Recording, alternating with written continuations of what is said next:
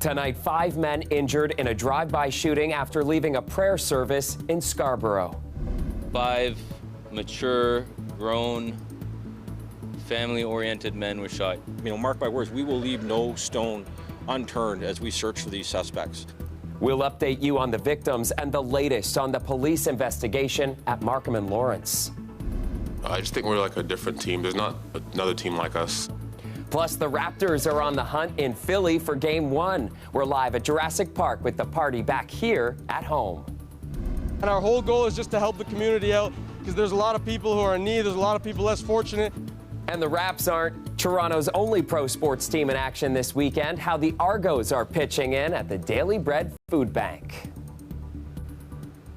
Good evening, I'm Chris Glover. We begin tonight with the latest on a drive-by shooting in Scarborough early this morning that left 5 men injured. Police say it was a random attack and the victims were in the area after attending a late-night Ramadan prayer service. I'm happy to say that although 5 were struck by bullets, that there's nobody with life-threatening injuries at this time. 3 of those 5 have been released from hospital right now, and the other 2 are expected to make a very good recovery. Police say it happened around 1 a.m. in a parking lot near Markham Road and Lawrence Avenue East. The 5 victims were deciding on where to eat after attending prayers. Concerned members of the local Muslim community were on hand for today's police press conference. Thank you very much. I'm upset. I'm really upset. And my question is to every community member is the worry and concern must be there at every moment that our children and our family members and our loved ones step outside the home.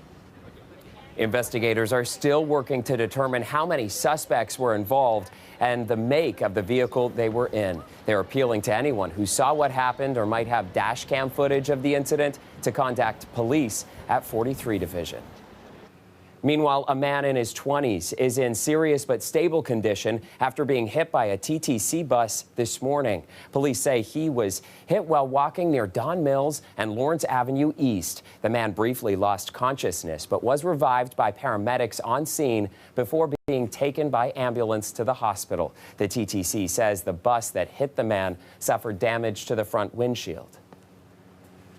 To sports now, and the wait is over. Game 1 of the Raps playoff series against the 76ers just getting underway in Philadelphia. Here in our city, a big crowd is already on hand to watch the big game at Jurassic Park outside Scotiabank Arena. And Greg Ross has the lucky assignment tonight. I hope he can hear me with all that cheering behind him. Greg, paint the picture for us of that scene around you. Well, Chris, I'll tell you what, I think there were a lot of people wondering if this could happen with this game here tonight. It's a first-round playoff game. The Raptors aren't even at home for this game. So would people show up here to Jurassic Park to stand out here in the cold to watch this game? Well, Chris, here's your answer. Look at this. The fans have come out in full force to stand here and watch this game tonight. Game 1 between the Toronto Raptors and the Philadelphia 76ers. There's a lot of excitement.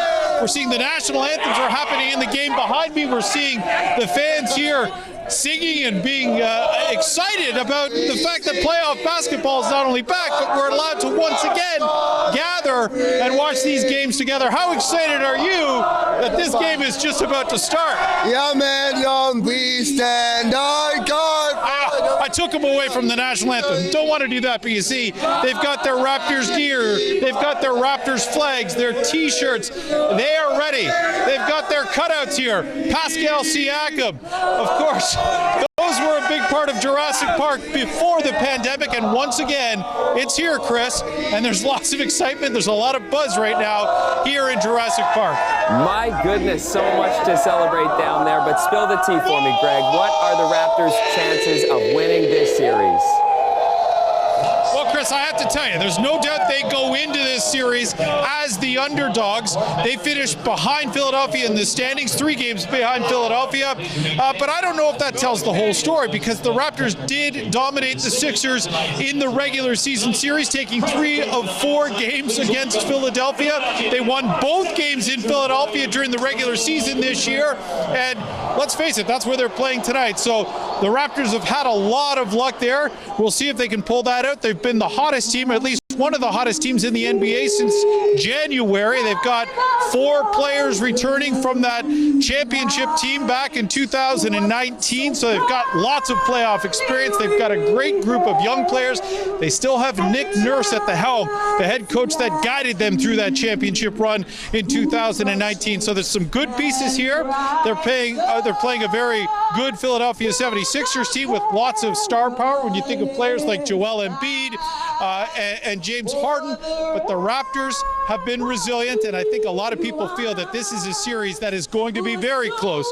Chris, maybe too close to call. We'll see what the Raptors can do here in Game 1 tonight. All right, can't wait to see it. And thanks again for painting the picture of that exciting scene around you, Greg. Meanwhile, pro football players from the Argos were among the many community members who stepped up today to tackle food insecurity with the Daily Bread Food Bank. As Dale Manukduk reports, people relying on food banks continues to trend upwards, hitting record highs in the city of Toronto. Toronto Argonauts players, firefighters, and community volunteers all on deck to offload some of the burden their fellow residents are facing. I've got my son in the back, so any way that we can help out other families. We've seen some of the statistics about access to food banks and the need, especially during the pandemic. So we're trying to teach our children to give back to the community. The statistics are overwhelming and getting worse. This past March, we've completed our audit of our monthly totals of the number of individuals who are coming to food banks in the city of Toronto, and that number skyrocketed. That number is now 160,000. Pre-pandemic, that number was already at a difficult level of 60,000. In March, nearly 6,000 new clients registered to use food bank services. There was some hope that demand would decrease with the economy opening up, but that hasn't happened. Any substantive gains that there have been in terms of individual incomes have been lost thanks to inflation.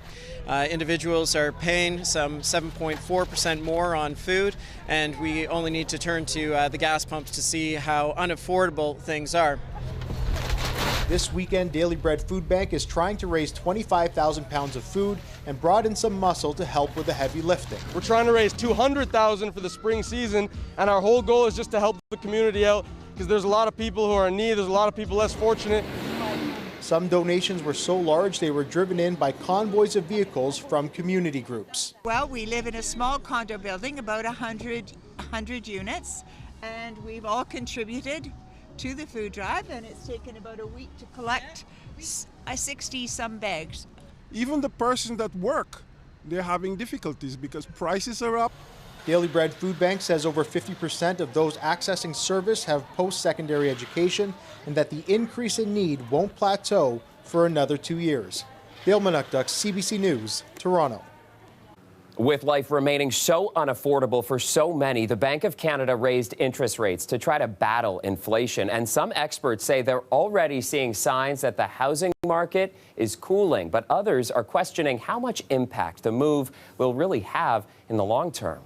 The past 2 years, we've had free money.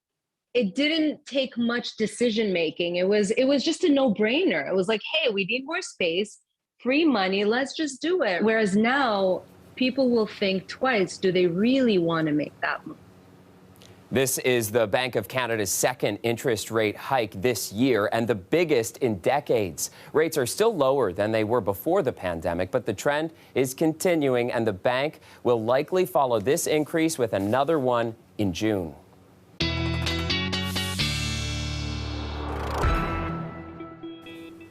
All right, I hope you were able to take advantage of today's nice sunshine, especially through the morning. Sophia Kambalia is here now with a look at the weather story. Hey, Sophia, not the warmest spring day ever, but definitely a nice one. Yes, Chris, it was lovely in the sunshine. That early high spring sun angle almost made it feel like seasonal if you were in the sunshine. And it was that high sun angle that actually was partly responsible for yesterday's wild windstorm. It mixed down with a low-level jet stream that we had, and that sun added the extra oomph for yesterday's potent and record-breaking winds. How about on the Lake Erie shorelines, the strongest wind gust ever in April of 109 kilometers an hour. In Port Colborne on the Lake Erie shorelines, there were also the downed trees, the hundreds of thousands without power, and also notable, the hurricane-force wind gusts at 123 kilometers an hour in St. Catharines. Now, winds are still breezy, 30-40 kilometers an hour.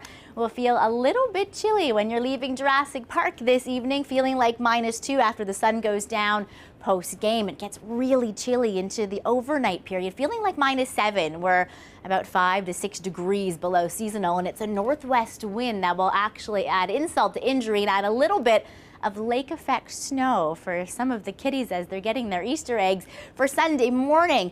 Grand Bend, London, Guelph, Goderich, even in Tiberi, you'll wake up with a little bit more than a dusting for Sunday morning. It'll feel like -5 and be chilly with some clouds for the rest of us when we get the kids out to collect their goodies. Now, coming up in the long range, I'll tell you about how Monday will feature more below seasonal conditions and even a little bit of snow. Chris? Yikes, let's hold off on that chilly conversation. Thanks, Sophia.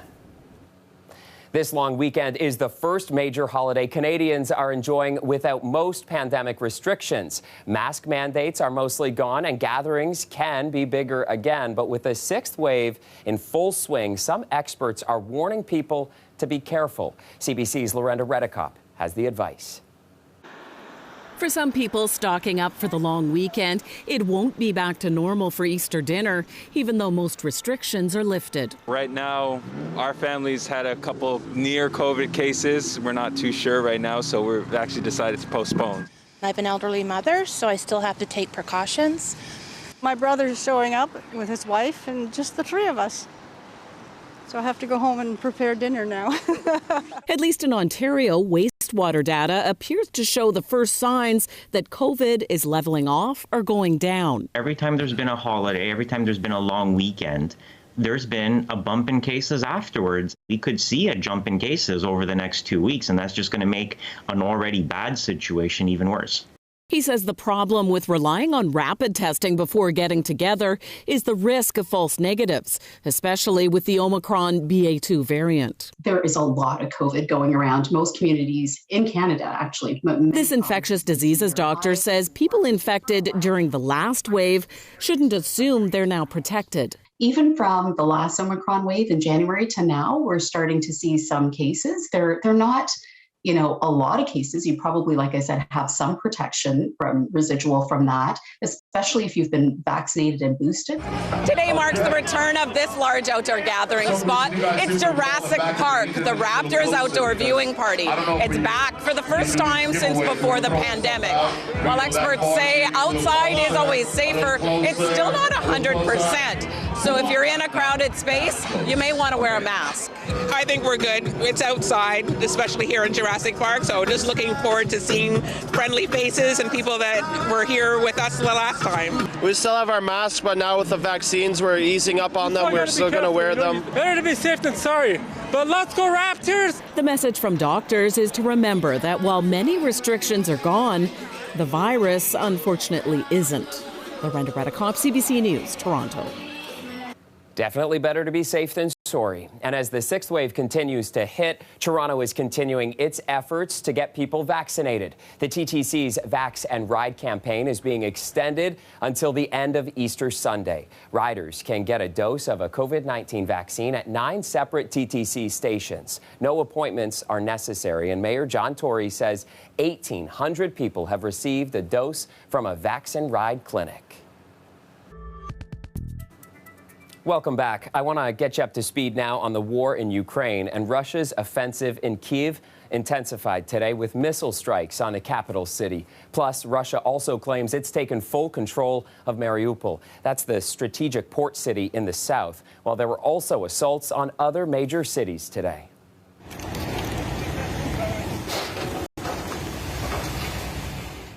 The Ukrainian State Emergency Service released a video showing rescue crews putting out fires and clearing debris after a Russian missile strike on the Kharkiv region. Officials say at least one person was killed and 18 were injured. Russian forces also launched scattered attacks elsewhere in an explosive reminder that the whole country remains under threat.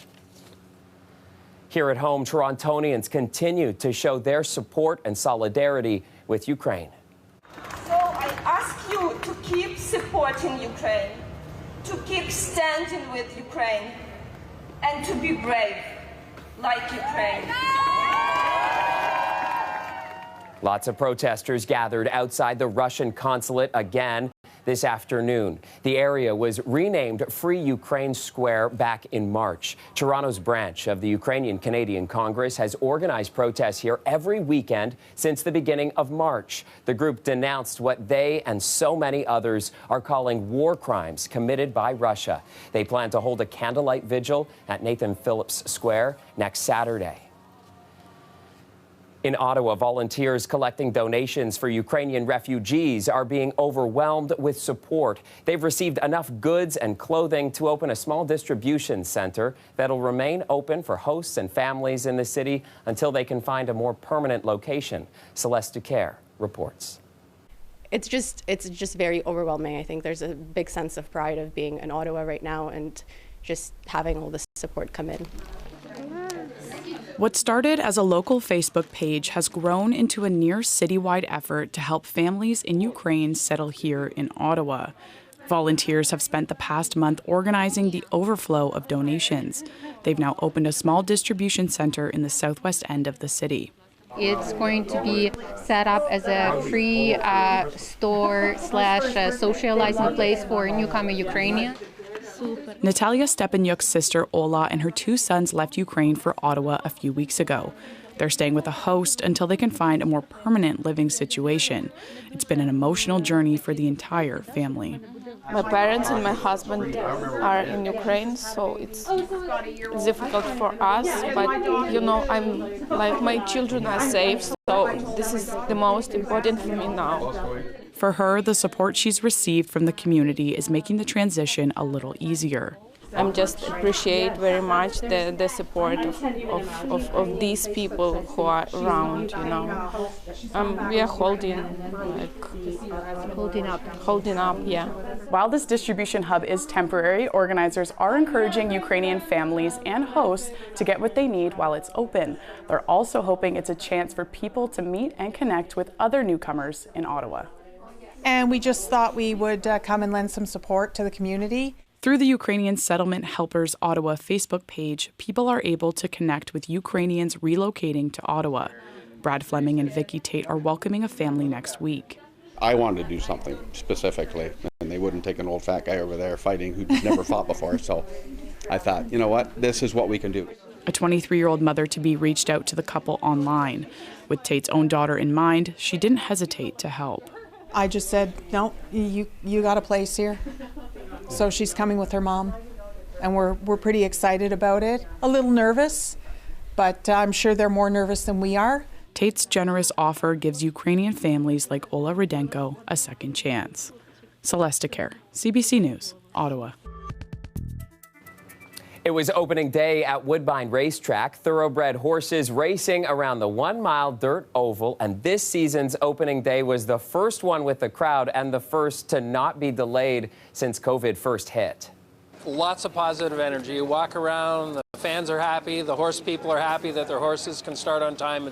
It's a wonderful day. It's all we'd hoped for, and we're thrilled everyone's back. Yeah, you can see his excitement there. Woodbine's getting ready for a big race season. It'll run through to December, featuring a total of 133 race dates. The crown jewel of them all, the 163rd running of the Queen's Plate. That one is going to take place in August.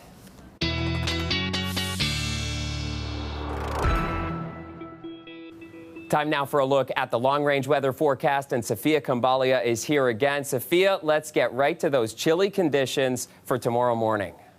Yes, we alluded to the chilly conditions earlier. What everybody wants to know, the cool egg collector forecast. Luckily, the Easter Bunny has his fur coat. Will feel like -6 though for all of you getting out to get your hopefully hot chocolate. It's that northwest wind. We've already got it at play Saturday overnight with temperatures that are about 5 to 7 degrees below seasonal. Not the kind of temperatures you want to be doing any early spring planting, that's for sure. Northwest wind over the lakes. That's why we've got a little bit of lake effect snow in the usual suspect areas. areas Saturday overnight into Sunday. Conversational flakes, but there's a little bit more than just conversational flakes coming for Monday. First, though, the clouds clear on Sunday. You'll have a little bit of sunshine. Will be not bad in that sun again for puck drop at Scotiabank Arena if you're headed out to watch the game.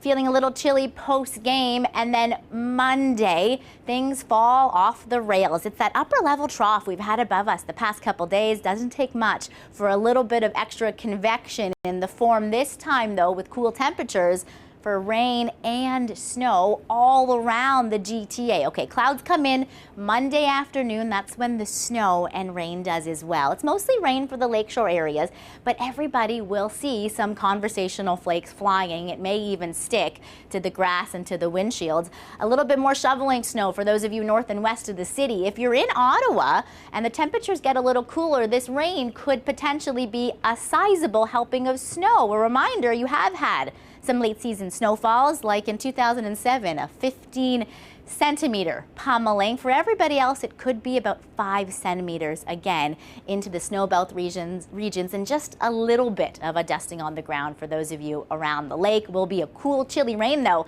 for Jurassic Park on Monday evening. When does the warm weather finally come? It won't be until mid to late week next week that you'll finally see a consecutive period of seasonal days. It comes with the price tag of some rain Wednesday into Thursday. Certainly April showers, bringing hopefully May flowers. Chris? Very sweet. Thanks, Sophia. Finally, for us, the Invictus Games are now underway in the Netherlands. You'll remember the last time the games were held was right here in Toronto in 2017. Founder of the competition, Prince Harry, and his wife, the Duchess of Sussex, had some fun ahead of the opening ceremony.